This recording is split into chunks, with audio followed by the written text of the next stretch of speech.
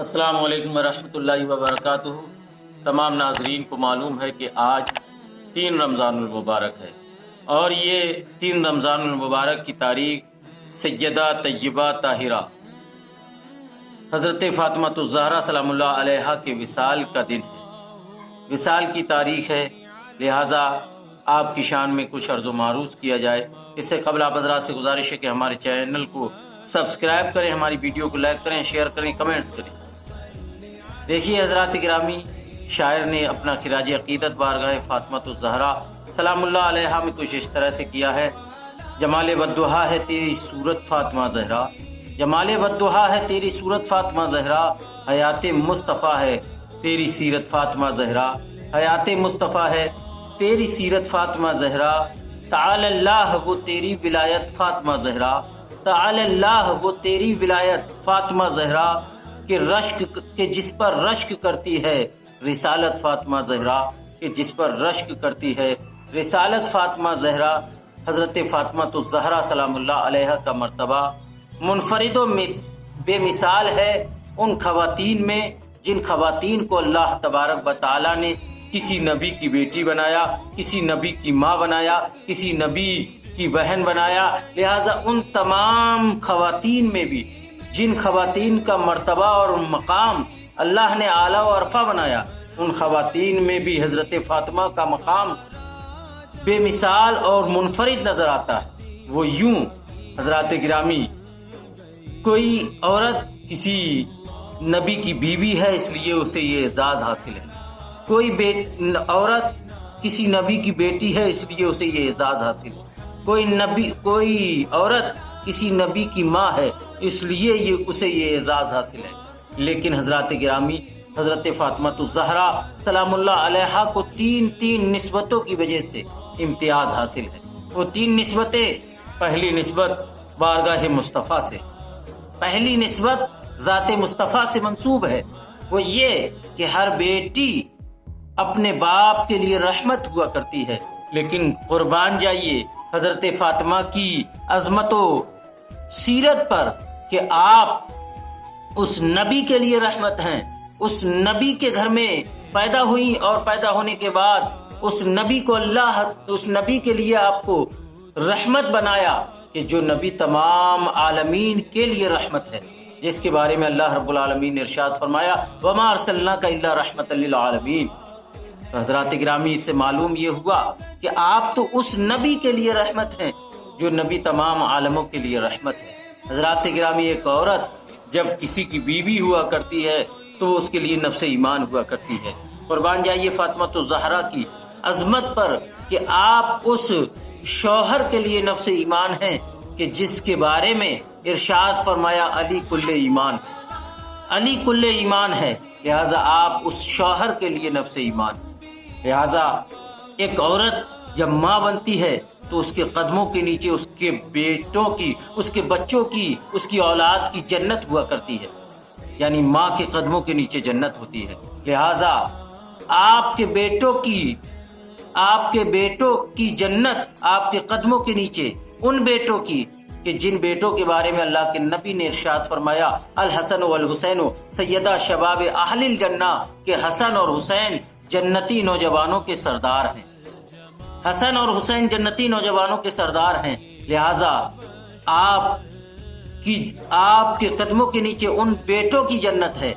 کہ جو بیٹے جنتی نوجوانوں کے سردار ہیں۔ آپ کے بارے میں خود اللہ کے نبی نے ارشاد فرمایا میری بیٹی حضرت فاطمہ جنتی عورتوں کی، جنتی خواتین کی سردار ہے۔ لہذا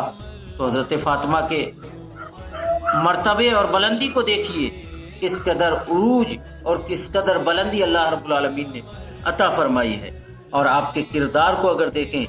تو مسلمانوں پتہ یہ چلتا ہے کہ آپ کی عبادت کو دیکھیں، آپ کے ذوق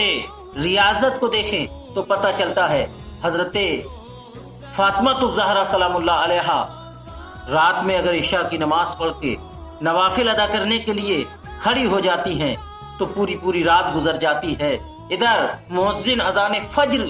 کہنے لگتا ہے تو حضرت فاطمہ الزہرا اللہ کی بارگاہ میں عرض کرتی ہیں ہاتھوں کو اٹھا کر کے، اے اللہ رب العالمین، اے بار الہ، ایک رات تو کم از کم میرے لیے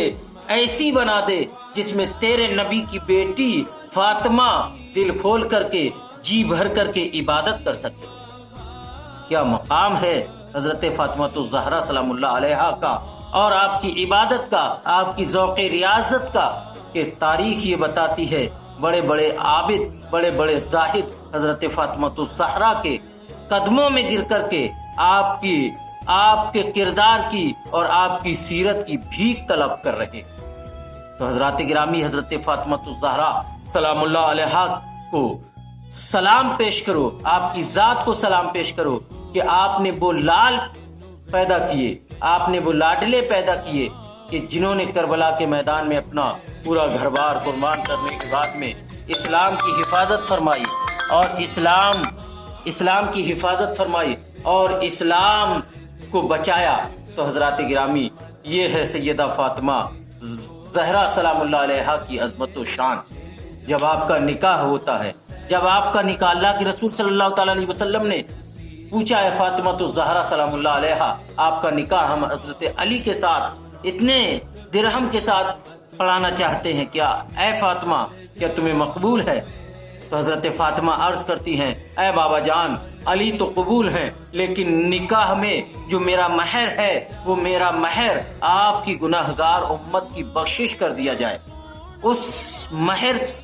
جو مجھے مہر ملے، جو میرا مہر باندھا جائے، اس سے استفادہ میں نہیں حاصل کروں، اس سے فائدہ میں حاصل نہ کروں، بلکہ آپ کی امت کے لیے وہ فائدہ مند محسوس ہو اور آپ کی امت کی بخشش قرار دے دی جائے۔ تو حضرات گرامی، یہ ہے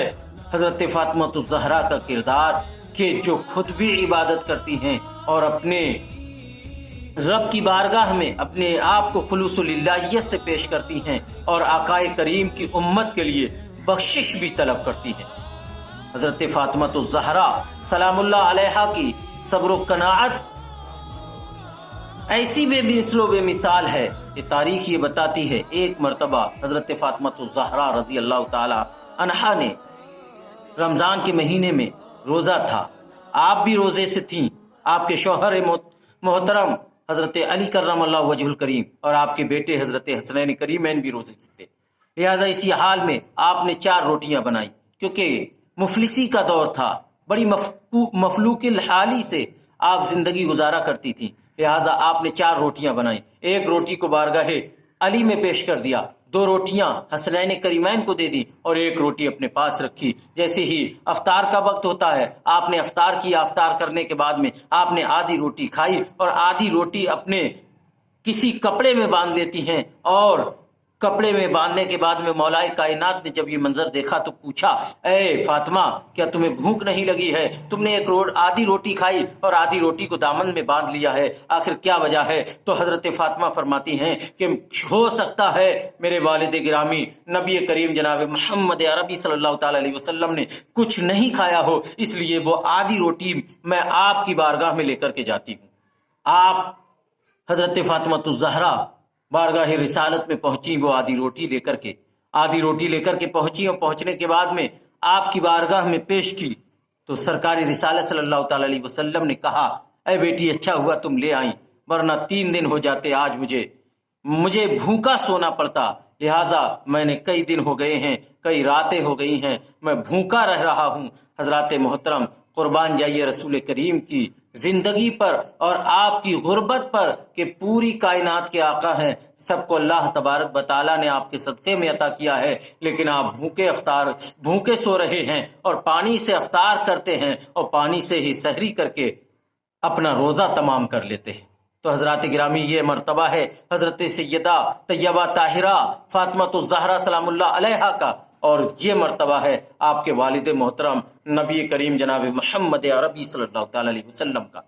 تو حضرات گرامی، حضرت فاطمہ عرض کرتی ہیں کہ اے والد محترم، اے نبی کونین صلی اللہ تعالی علیہ وسلم، میں اپنے ہاتھوں سے آپ کو آج لقمے کھلانا چاہتی ہوں۔ حضرت فاطمہ نے بڑے بڑے لقمے توڑے اور توڑنے کے بعد میں آپ سرکار رسالت صلی اللہ تعالی علیہ وسلم کے منہ میں دیتی جاتی تھی۔ تو حضرات گرامی، یہ ہے حضرت فاطمہ الزہرا کا مقام کہ